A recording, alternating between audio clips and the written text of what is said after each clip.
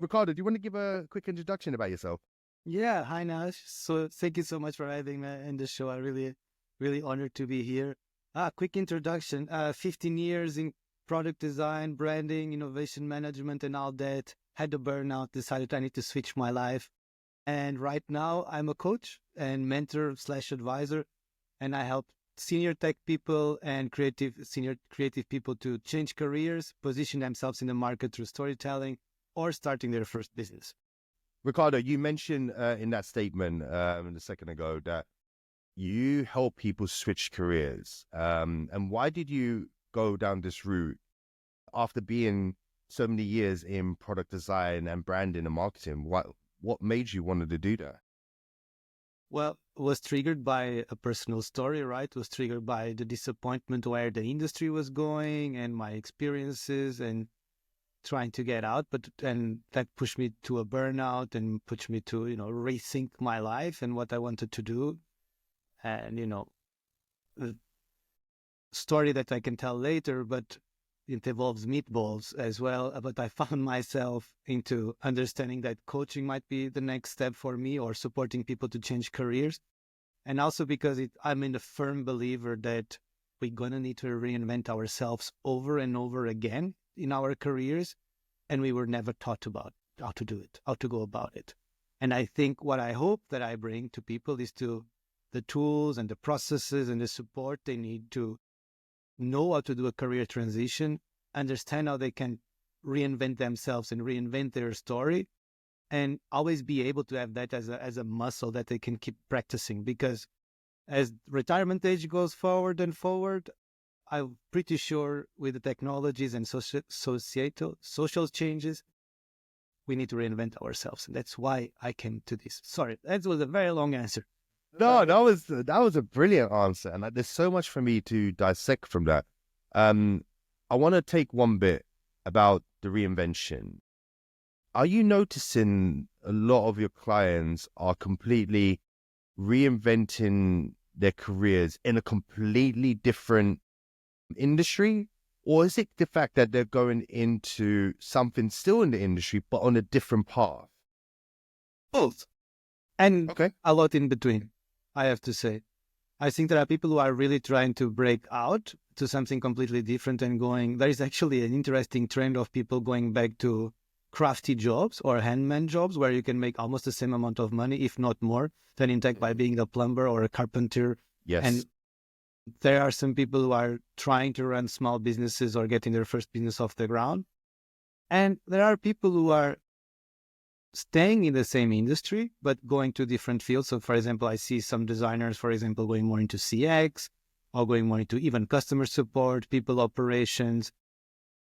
Some people staying in the same industry, but in a completely different format. Like, for example, going to freelance, but having a very specific niche offer. Or sometimes they don't change jobs, they don't change industries, but they change the relationship they have with it. And I think that's also a big transition as well. More internal, I guess. Wow. I'm going to dissect that one in a further down the podcast. My question that comes with reinvention in general is that there's a lot of fear.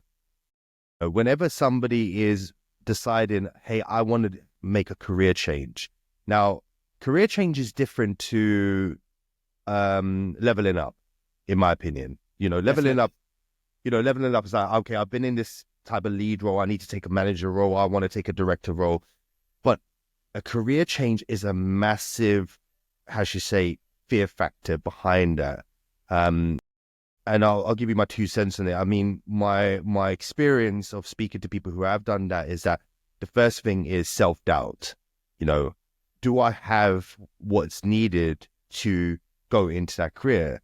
Now, how do you help people do that first before actually given the ability to storytell why they move?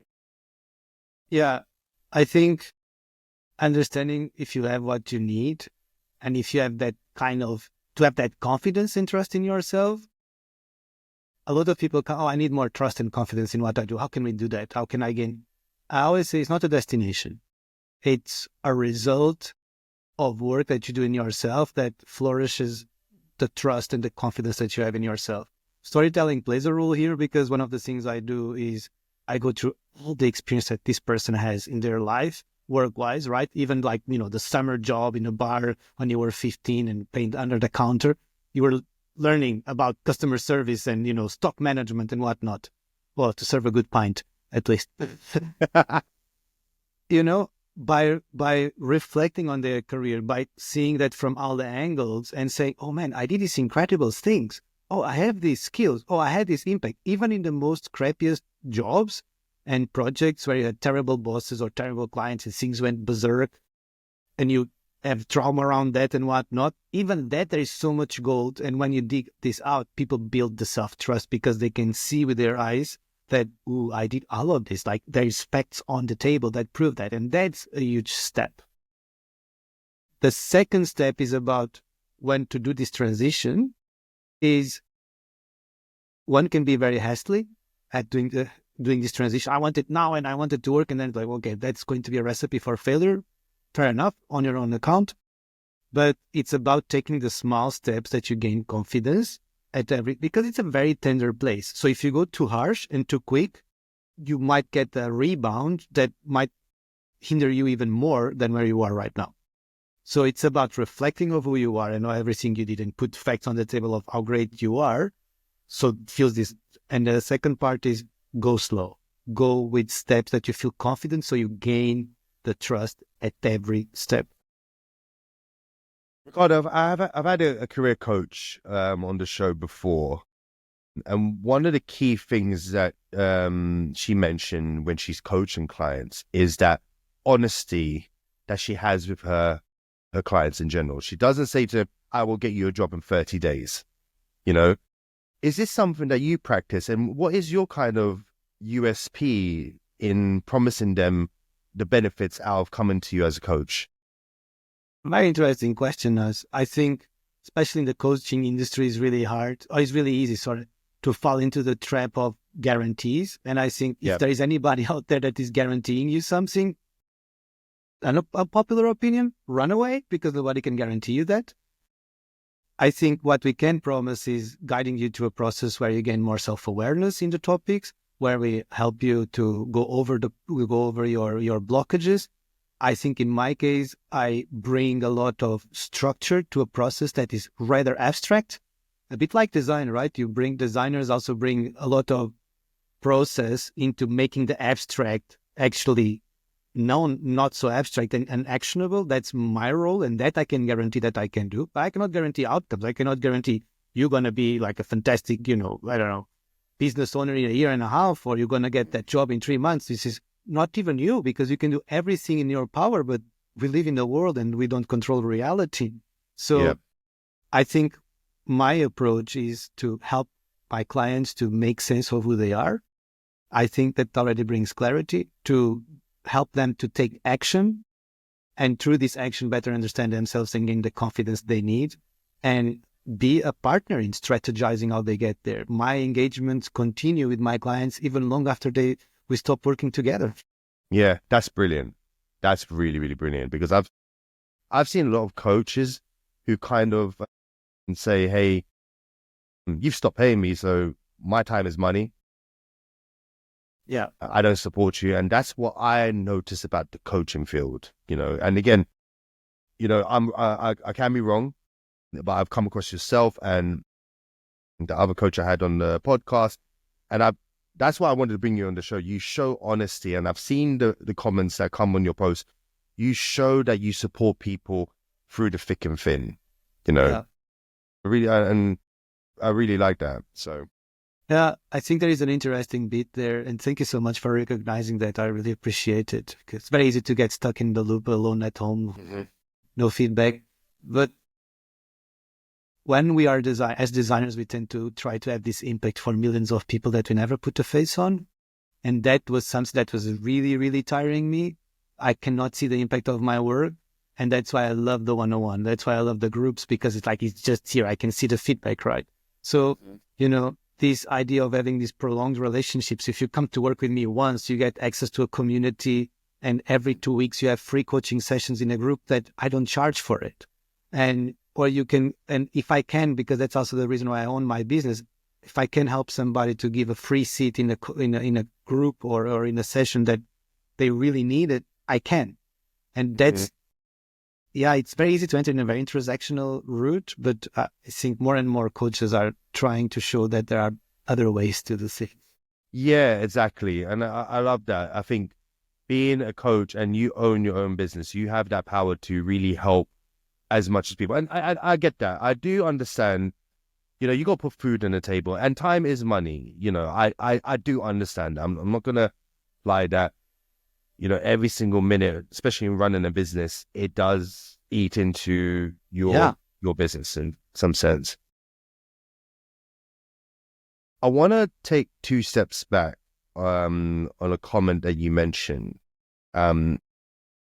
A lot of people have had trauma in jobs. And I think everyone, even myself, I don't think anyone has ever gone for a job without any trauma because it's the learning, it's the change of economy that affects people. People also get on with their lives. They have kids, they go through divorces.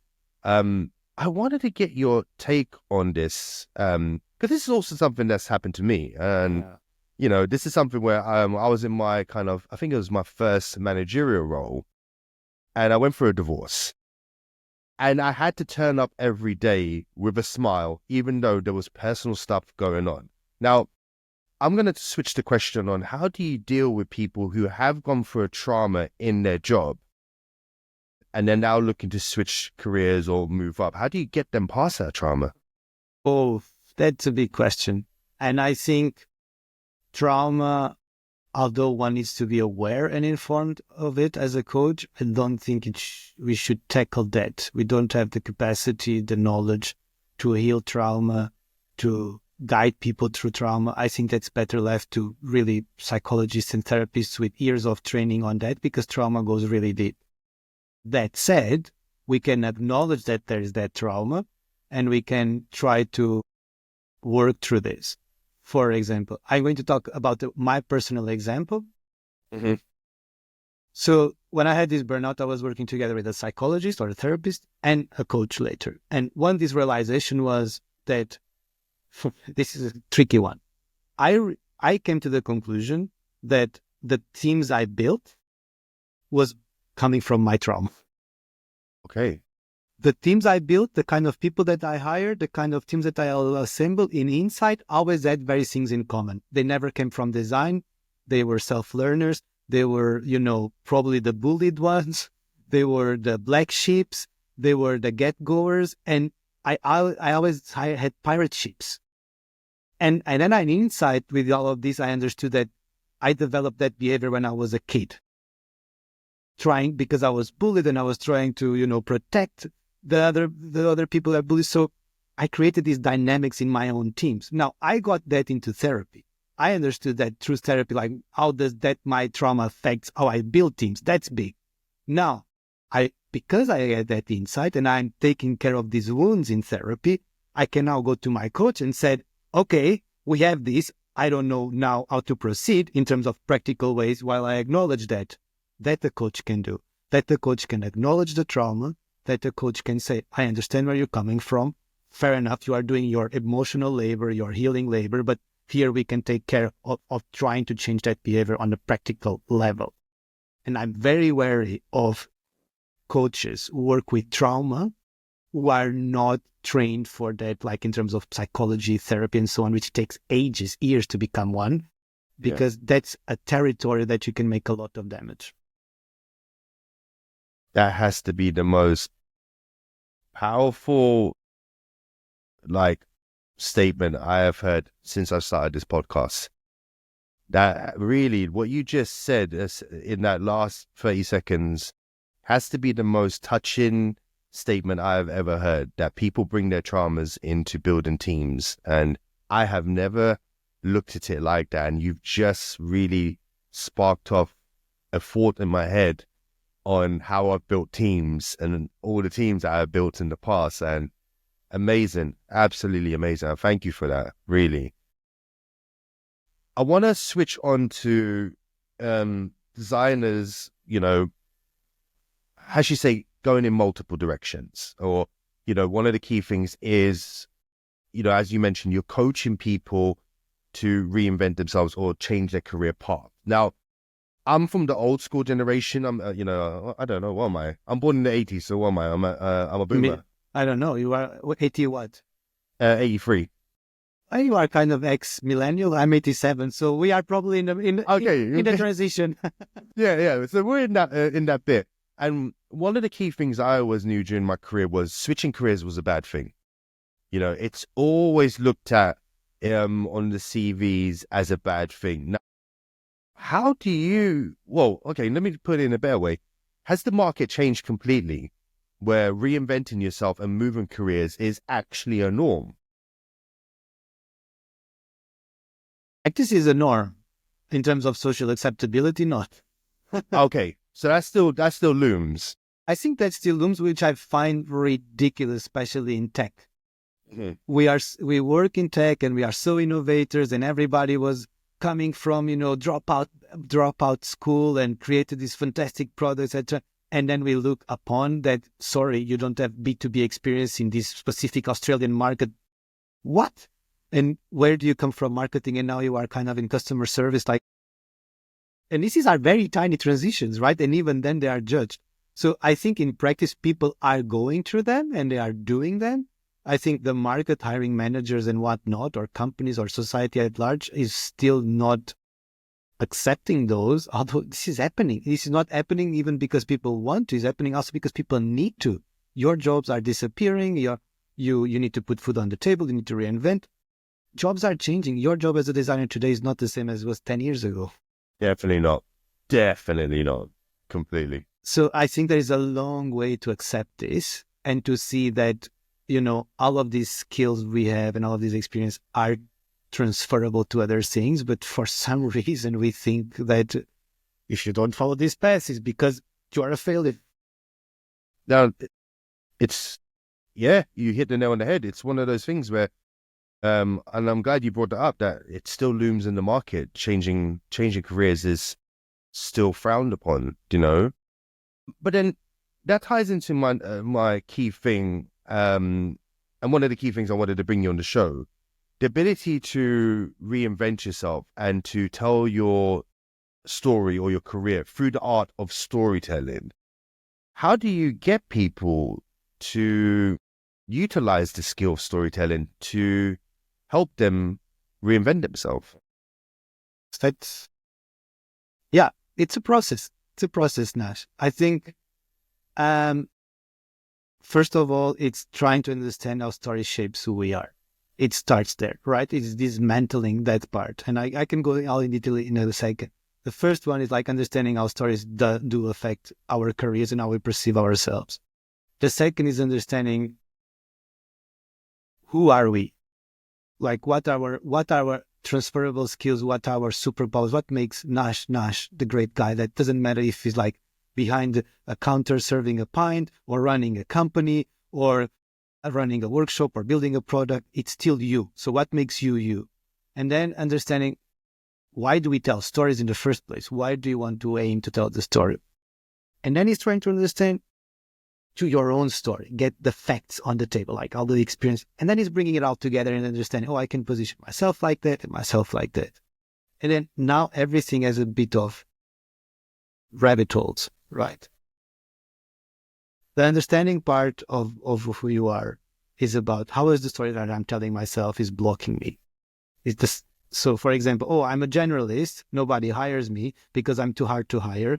But I would like to go to an experience to get more experience in this particular field, but they don't hire me, so I stop applying. I ended up in generalist roles. I'm a generalist, and then the loop goes again. So dismantle these mechanics and understanding, wait a second, because I believe in this, I'm getting through all of this, so I'm limiting my own reality. So that's the first step. And then the other steps are really trying to understand, why do you want to tell a story? Where do you want to go? Is it about a job? Is it about a promotion? Is it about getting a client? where do you land in this? So trying to understand which dynamics you want to, and then understanding who are the people that you're going to tell that story to? What do they want to hear? And when you have that, it's about creating a library of all of these experiences and then pick them up like a Lego system and say to these guys, to that kind of job, I'm going to say this and I'm going to position myself that, and to that guy, I'm going to see.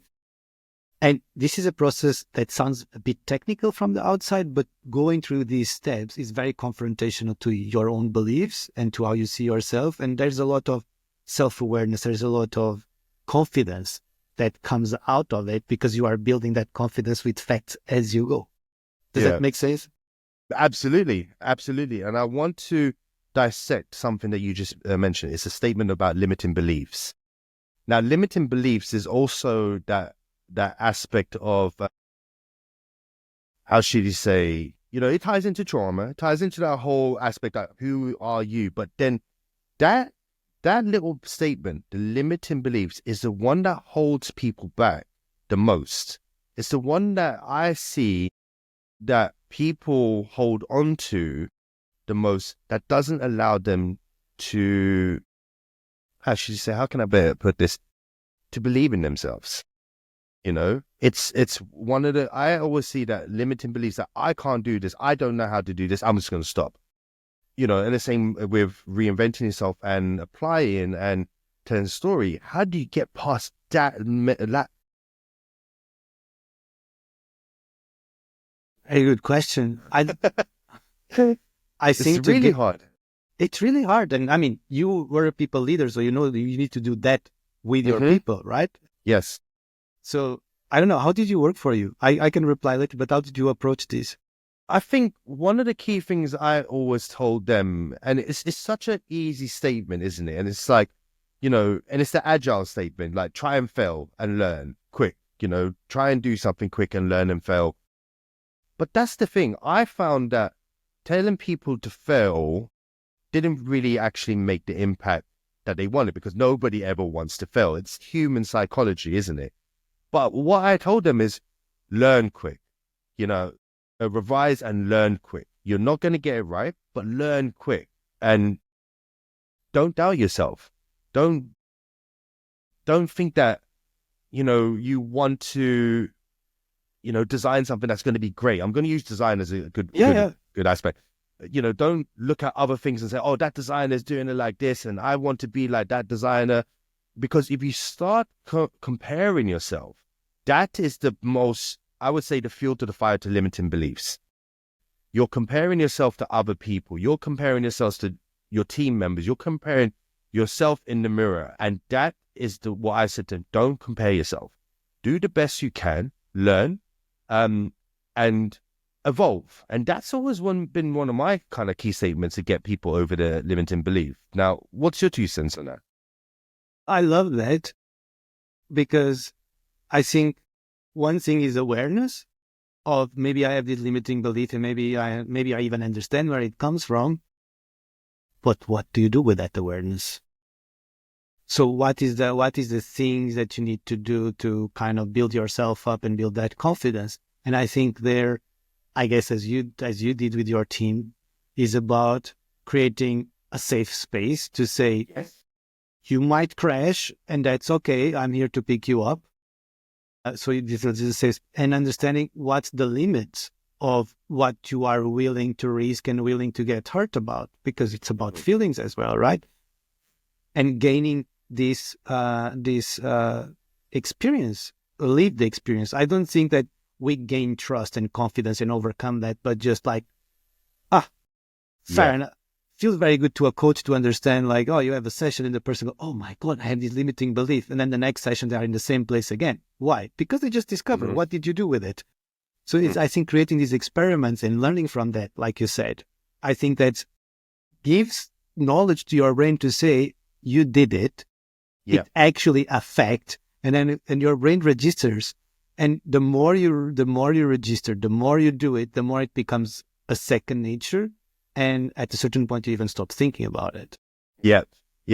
And I like that first bit that you mentioned. You have to build a supporting environment, and that comes from the team, how the culture you build a team, because you want them to feel safe when they're learning, you know?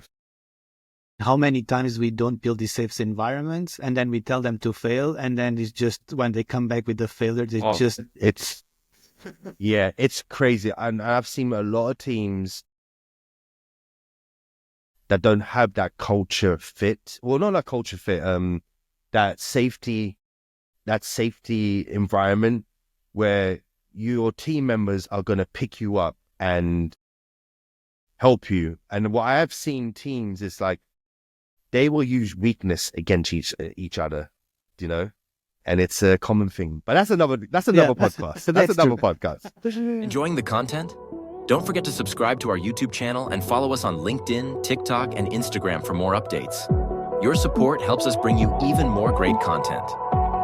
Now let's get back to our podcast. I want to talk about the aspect of career storytelling, and this is one of the key things of your coaching. Now, and you could, you know, I love films. I am a film fanatic, but I always believe like the story arc, you know, where there's a point of resolution or point of realization to then, I always forget it. You can tell me there's a point of realization and a point of conclusion or something like that. I mean, depends on the arcs that you were. I mean, there's the hero's journey. There's all, That's it, the hero's journey. The call to action, the denial, the fighting. Yes. So this is one of the key things I wanted to bring up. Is the story arc of the hero the same as it would be for career storytelling? Or is it completely shift? So I have an undogmatic approach around that. I'm not sure if undogmatic is an English word, but now it is. Which is, I don't care too much about the technicalities of the storytelling per se. Okay. Because I think it's very easy to get lost about, but in this project, where is the hero and the demon? And like, dude, forget that. I think for me, storytelling is, I use this example. You've seen Titanic, right? Yeah. Okay. You'd be surprised. One of the persons that I'm coaching, they never saw Titanic and they have the age to see it. And so it's very surprising. You're like, so you saw Titanic. The movie Titanic, what is it for you? Well, you already know how the ending is going to be. So that's the thing about the Titanic film. When you start the film, you know at the end there's going to be a disaster because everyone knows the story of the Titanic, isn't it? So yeah, fair enough. So some people say, well, it's a love story.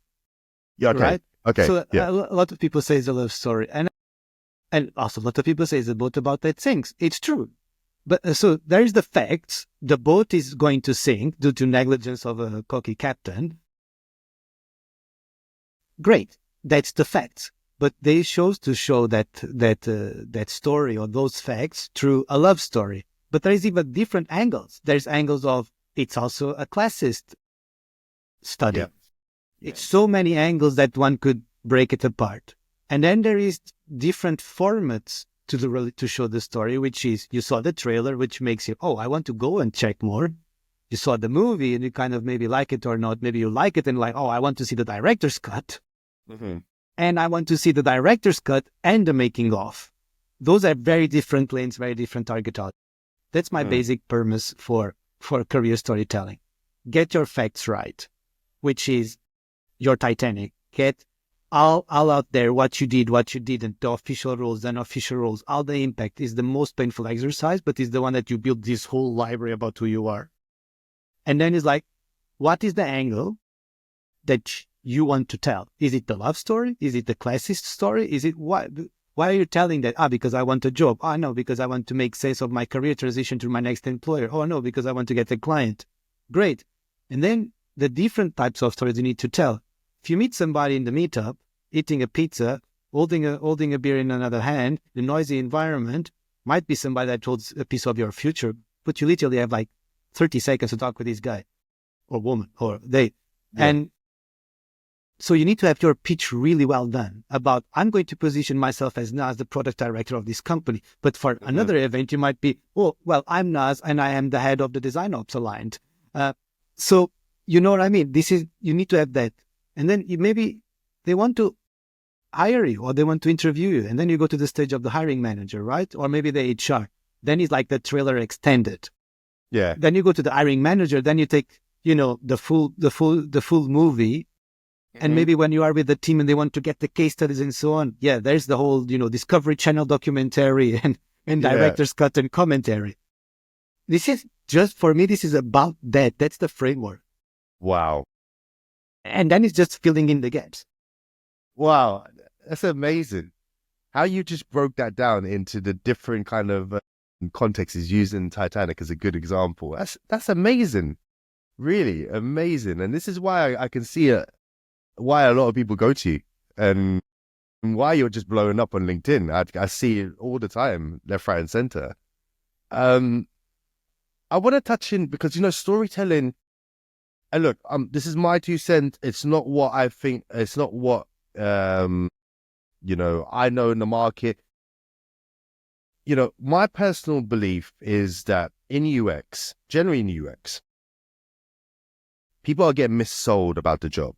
They get shown on social media that really, I'm going to do fancy designs and I'm going to do this. And what I keep telling everyone and people that have come onto the show is that that's like 20% of the work.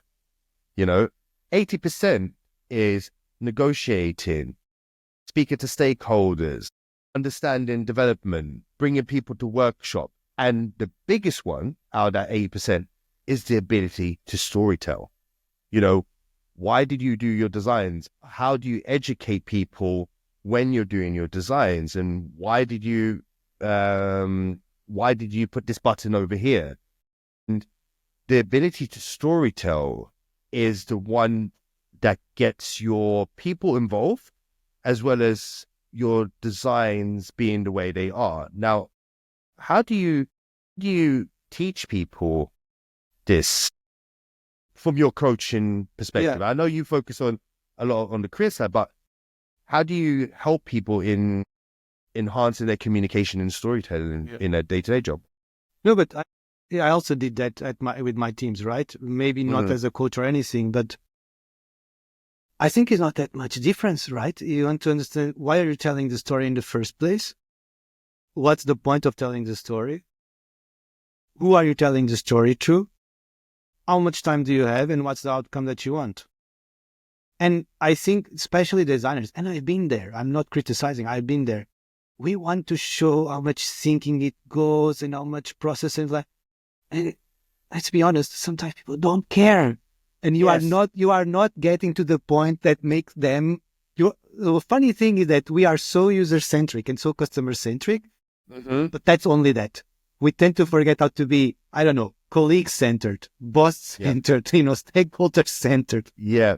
So I think it's just these basic questions. If you are presenting to an all hands the research of something that might justify why to build a feature, man, they don't care if you interviewed 50 people and the demographics and all the nitty-gritty details and how many survey questions. Like, they want to leave the presentation with a story. They want to leave like, they went, did talked with a bunch of people in this kind of area in sales and marketing, and they discovered that, man, we really suck. We think that we had this feature working and it doesn't, and we need to fix that. They don't go and said they did 25 interviews and this is the data points. People don't care. I was talking about with a friend of mine that comes from the agency side, and I also come from the agency side, and he was like, I'm having a bit of a struggle because they tell me that in in-house now, my presentations are too long. Yeah, because your stakeholders change, man. Because you are getting paid to tell stories in the consulting, and you need to really justify because they are paying top dollar to you. Yeah. But your product director has like 10 minutes in his cigarette break, and you present like 50 slides, and you can just chop, man. They just want the basic things so they can make a decision. This is, again, all about the dials, how to create better stories. Does that make sense? Or was a bit all over the place? Absolutely. And that would definitely tie into this question. The ability to storytell is also the ability to know your audience, because not everybody loves Titanic. There's only certain people. How do you get people to know? And let's take it on a career perspective. Now, I'm applying for a job, what are the key things I should look out for when applying for a job to know how that audience or that hiring manager, let's put that like that, are going to react to my storytelling? Yeah. I mean, okay, let me put it in a better way. What are the key things as I'm looking for a job? Now, imagine I'm looking on LinkedIn and I'm going to apply for this job. What are the key things that you tell people to look out for to build your story so that the audience digests it in a good way? So I think there is two-sided. There is your side, which is you understand what kind of jobs you want to apply, what's the spectrum, how are you going to position yourself in these jobs. For example, like let's talk about products, right? Or product designers. Are you a generalist or a specialist? Are you kind of, for example, design system person, or you are more a all-rounder product designer? Or maybe you are both. Let's put a person that is a generalist and they can do both. They need to create probably three different positionings. They need to create the design system positioning expert. They need to create the product design expert, like I just do this. And they need to create the generalist. Okay. Because that will open for different jobs in different companies. Then you need to understand what kind of jobs are you applying. Because if you are applying to a big organization, most likely they don't want the generalist. You're going to shoot yourself in the foot. So you want to be the specific ones, right? But if you are applying to a small organization with the low design maturity, they probably would appreciate that you are a generalist with some tendencies to, I don't know, design systems, for example. So once you have these positionings and understanding, when I talk about me as an IC, I will talk in this way. When I'm special, then you can understand this company that I'm applying to and this job. What does it tell me? What you can see also by the requirements of the job, right? How the big the spectrum is. And then it's like, is it a big company or a small company? You can make small assumptions. Go to LinkedIn, search the people. How many designers there are there? Like 2? Maybe even if they're hiring for an IC, you probably want to position yourself like, I can do a lot of other things too, right? Yeah. But if you go in the team as 20, there's a safe assumption to say, well, they probably want a guy or a person, sorry, I keep saying men, but they want a person who wants to be specific in this topic. So for me, it's also about doing this kind of work. Now, another assumption, this is a bit my pet peeve. Go and stalk your hiring manager and see their career. Did they climb up too fast in the corporate ladder? You might go there with a grain of salt, saying maybe this is not the most experienced person on hiring, so probably they might not see your potential because they didn't see enough in the market. So you probably need to show them your potential in a much more direct way. If this is somebody who has a lot of experience and you can see somebody that built their career and they are far ahead, probably can assume that this person has quite some experience in hiring. You can also see how much time they spend in the companies and understanding how much they devoted to their teams. Yeah. And I think that you can gauge which kind of attitude can you bring to the table. Now, is this scalable if you're applying to 258 jobs? Probably not. But you should apply at least at the beginning to the right job so you can optimize all of them. Yeah. Okay. I want to. This might be no. I want to ask you a very controversial question. Do you think culture also makes a difference in the way you storytell? Personal culture, not company culture. Personal culture, because let me give you an example.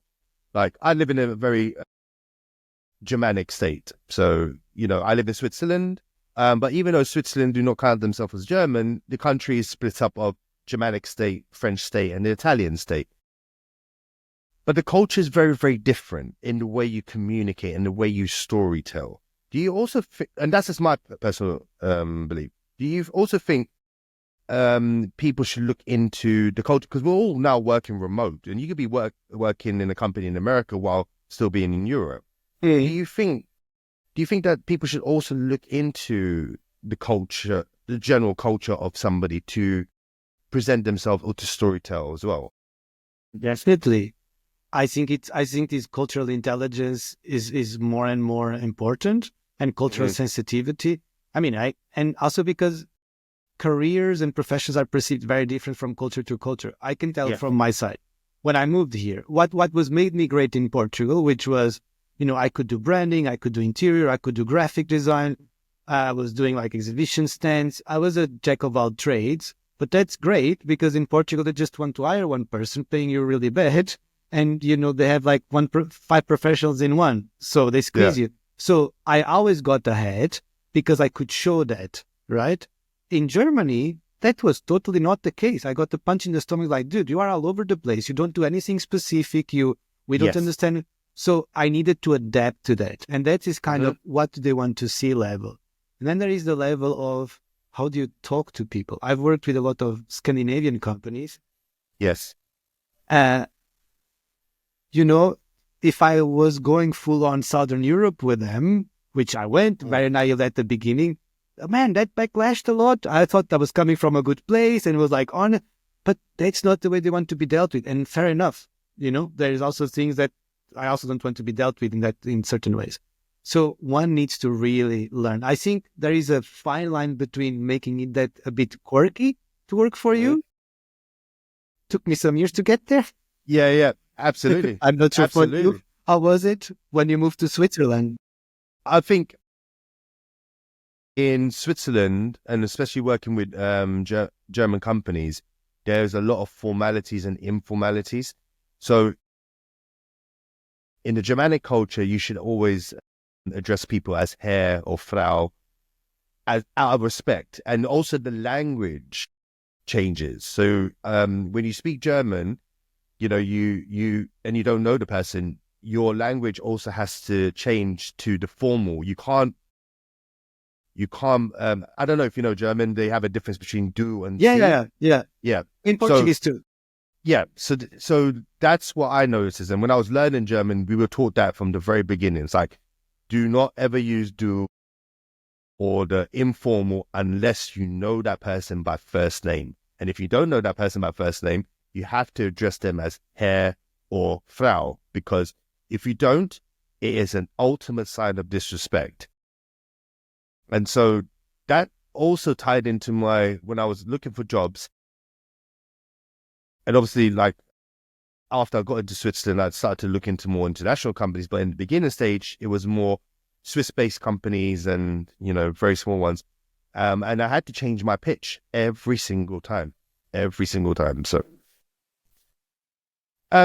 Ricardo, we're coming up to the end of the show, and I want our listeners to really take in 2 things really from this podcast. I mean, first thing is, when would be the best time to come to a coach like yourself to help them? And the second thing is, and I think I'll be very, very blatant honest. Yeah. What do you think our audience will get from coming to a coach like yourself? Yeah, just taking a note because I don't forget to reply to both questions. When you should come to a coach before it hurts, I think it's like preventive medicine. I think the best cure is prevent, is not cure. And I think a lot of people wait until it really hurts, until you are burned out, until you got laid off, until your boss was bad to you. I don't know. Prepare yourself for your future. Your layoffs, everything that's happening in the world, your future is not certain even if you have a lifetime contract. So if you are in a good place in your career, great, season, but start thinking what's your next step, because that's not going to last, and that's a fact. So if you prepare yourself already, what kind of scenarios could you develop? What kind of seats can you plan today? You do it from a place of power. You do it from a place of stability, because when it hurts and you come to a coach to, help you there, 2 things happen. First, you need to recover, which takes a long time. And second, because you want to change so fast, you're going to make a lot of compromises because that change is attached to your income. So then you're going to make a lot of compromises because at the end of the day, like it or not, you need to pay the bills. So if you do it now while your career is good, you plan ahead. And when something goes wrong, you know exactly what to do, or you have a bunch of plans. So for me, that's the time to come to a coach. Of course, you can also come when it hurts, but it's better for you. Yeah. And then the second question, what would people get out of coming to see you, Ricardo? I think it depends where you are, if you, and where you come from. But I think in general, I hope that people get out of it with more self-awareness and more confidence in who they are, that they have the knowledge and they have the materials, or they are equipped to go and face the world and to go and face these transitions, and having a plan and having exactly know what to do, and having the confidence that they can do it. And yeah, I think hopefully they get a little bit more meaningful to where they are going through. Of course, I can go into much more detail and granularity, but in overall, I hope they get what they want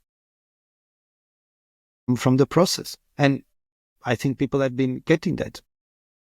Yeah, absolutely. I think I've seen the comments and I've seen the posts.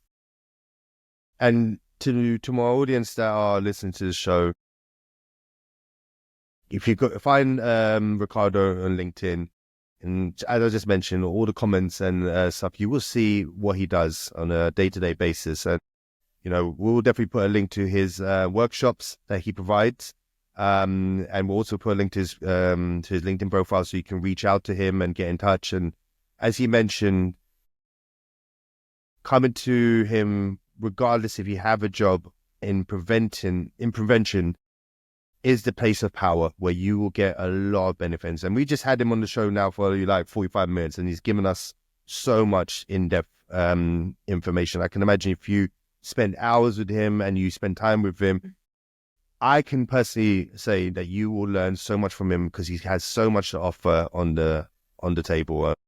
We would love to bring him back on the show and see how it's been going. So many kind words. I don't know what to say now. Thank you so much. It means a lot. No, it means a lot to us and to the Design Ops Aligned team to have you on the show, because what you do, and I think coaches in general, and I've only had 2 coaches that have come on the show, and both of you show tremendous, as you say, humility to helping people, and that's what we love. We love the fact that you are helping people in their need, and bring it back to the community. Thank you too, Nash. It was really, really a pleasure. I hope everybody enjoyed the conversation. I surely did. I think I also learned a lot from you, and it's good to see how all of these worlds overlap, right? So really appreciate for having me here and all the kind words. And yeah, hope to see you soon. Yeah. Brilliant.